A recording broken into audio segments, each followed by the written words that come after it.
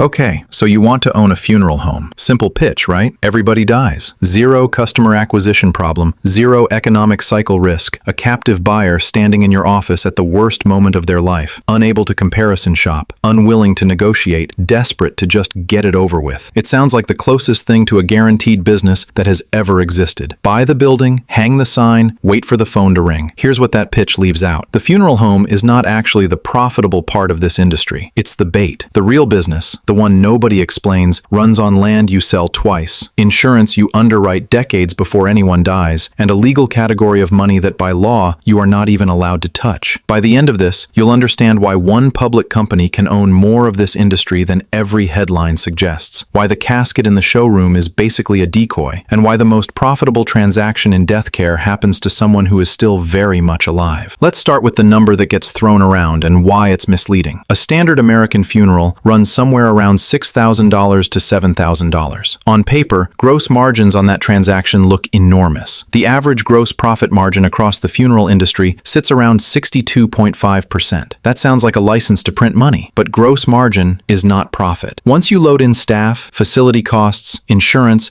and the reality that the actual net profit margin for the average funeral home lands closer to 10%, the picture changes completely. A business that looks like it mints money at the counter is actually running on a margin close to a mid-tier restaurant. So if the core transaction isn't where the real money is, where is it? It's in what's sitting inside that $6,000, and specifically in one line item that does almost all the heavy lifting, the casket. A casket that costs the funeral home roughly $800 to $1,000 wholesale routinely gets sold to a grieving family for $4,000 to $6,500. That is a markup of 300 to 500%, sometimes higher, on a wooden or metal box. Compare that to literally any retail industry you can name. Grocery stores run margins in the single digits. Car dealerships fight over a few percentage points. The funeral home sells a box that costs $1,000 for 5 times that, in a room where the customer, by definition, is not in a state of mind to negotiate, and where shopping around means walking into another building and having the same devastating conversation all over again. That is the business model in one sentence. The transaction is real, but the customer's ability to resist the price was removed before the meeting even started. Now here's the part that should make you pause. Why does this markup survive when the internet has destroyed similar markups everywhere else? Because for decades, funeral homes controlled the only place you could buy a casket. That changed with federal rules guaranteeing the right to buy a casket elsewhere and bring it in. But by the time that right existed, the habit, the trust, and the emotional pressure of the room had already been built into the sales process. You are, structurally, negotiating jewelry store margins inside a room designed to make you feel like negotiating is disrespectful to the dead. If you're finding this breakdown useful, hit subscribe. It genuinely helps the channel, and there's a lot more sitting underneath this industry that almost nobody talks about. Because here's where the story stops being about caskets and starts being about land. A funeral home sells you a service, a cemetery sells you dirt, and dirt is where the truly strange economics begin. When a cemetery sells you a burial plot, it isn't just selling you 6 feet of ground. By law, in most states, a portion of that sale has to be set aside into something called a perpetual care trust, money that is legally required to fund the maintenance of the grounds forever. Mowing, upkeep, road repair, for as long as that cemetery exists. That sounds like a consumer protection, and it is. But it also means the cemetery is sitting on a permanent, compounding pool of invested capital that grows every single year, funded by thousands of small transactions made decades ago that the company gets to manage and earn investment income on indefinitely. The largest funeral and cemetery consolidator in North America explicitly reports investment income from these trusts as a real, recurring line item on its own financial statements. You are not just buying a grave. You are making a mandatory, permanent contribution to someone else's investment portfolio. But the truly strange part of this industry is that the most valuable customer isn't dead yet. It's called preneed, and it's the layer that turns death care from a transactional business into something closer to an insurance company wearing a funeral home's face. Preneed means selling a funeral or a cemetery plot years, sometimes decades, before anyone dies, to someone who is very much alive, thinking clearly and shopping calmly. The company collects the money now, invests it, and only delivers the actual product, the casket, the plot, the service, whenever that customer eventually passes away. The largest death care company in America has described its typical preneed cemetery customer as being in their early 60s, and its typical preneed funeral customer as being in their 70s. That means this business is signing contracts today for revenue it might not fully deliver on for another 20 years, all all while holding and investing the customer's money in the meantime. Think about what that structurally means. Most businesses live and die by whether next quarter's customers show up. This one has a backlog of guaranteed future revenue sitting on the books years in advance, funded by people who are currently alive, currently healthy, and currently paying. It's less like a funeral home and more like a pension fund that occasionally digs a hole. Why would anyone sign one of these contracts decades early? Because the pitch is genuinely reasonable on its face. Lock in today's prices, spare your children the decision-making and the sticker shock during their grief. Control the details while you still can. That's a real, legitimate, emotional, and financial argument. But it also means an entire industry has built its most reliable, highest volume revenue stream around convincing healthy people to prepay for their own death, using almost the exact same psychological tools that a life insurance salesman uses. Except this salesman also gets to hold your casket money in a trust account and invest it for years before ever having to hand over a box. This is also why the industry has consolidated so aggressively into just a handful of massive public companies, instead of staying a fragmented world of small family businesses. Scale doesn't just mean better purchasing power on caskets. Scale means a bigger pool of pre-need trust money to manage, a bigger perpetual care fund generating investment returns, and a name recognizable enough that people sign a contract for their own funeral 15 years before they need it. The largest player in this industry now operates well over 1,000 funeral homes and hundreds of cemeteries across North America, and controls a meaningful double-digit share of the entire domestic death care market, run under a portfolio of different brand names so that the same parent company can sell you a premium package under one name and a discount cremation under another, without you ever realizing you're negotiating with the same corporation on both ends. Which brings us to the disruption threatening all of it: cremation. For most of the 20th century, burial was the default, and burial was where the real margin lived. The casket, the vault, the plot, the headstone, a whole stack of high markup products layered on top of each other. Cremation strips almost all of that away. No expensive casket required, no plot, no vault, no perpetual care fee attached to a grave that doesn't exist. Cremation now accounts for a majority of dispositions in the United States, and it produces dramatically lower revenue per case than a traditional burial. That is an existential problem for a business model built around upselling grieving families into premium hardware. The industry's answer has been to rebuild the upsell inside cremation itself. If you can't sell someone an expensive casket, you sell them a premium urn, a memorial video package, a celebration of life event, keepsake jewelry containing a portion of the ashes, a digital tribute website. None of that existed as a product category 30 years ago. It exists now because the entire profit structure of this industry depends on there being something, anything, positioned as an upgrade at the exact moment a family is least equipped to say no. The names on the invoice changed. The psychology of the transaction did not. So follow the full arc of the business model, top to bottom. At the base, there's the funeral home transaction itself, a mid-single-digit net margin business that would be genuinely unremarkable if it stood alone. Layered on top of that is the casket and merchandise markup, a jewelry store margin bolted onto a grief-stricken transaction. Layered on top of that is the cemetery plot sale, which triggers a legally mandated trust fund that compounds investment returns for the company forever. And underneath all of it sits preneed, a slow-burn insurance-like product that locks in revenue from customers who are still decades away from ever needing the service, while the company holds and invests their money in the meantime. Any single one of those four layers, on its own, is a modest business. Stacked on top of each other and run at national scale, they become one of the most quietly durable financial machines in the entire economy. Immune to recessions, immune to changing consumer taste, immune to almost everything except one slow demographic shift toward cremation that the industry is currently in the middle of re-engineering its entire product line to survive. And that's the part almost nobody says out loud when they talk about this business. It isn't dark because someone is doing something illegal. Every piece of it, the markup, the trust fund, the pre-need contract, is disclosed, regulated, and technically consensual. It's dark because the entire structure depends on one unshakable fact that no other industry gets to rely on. The customer is never in a position to say no.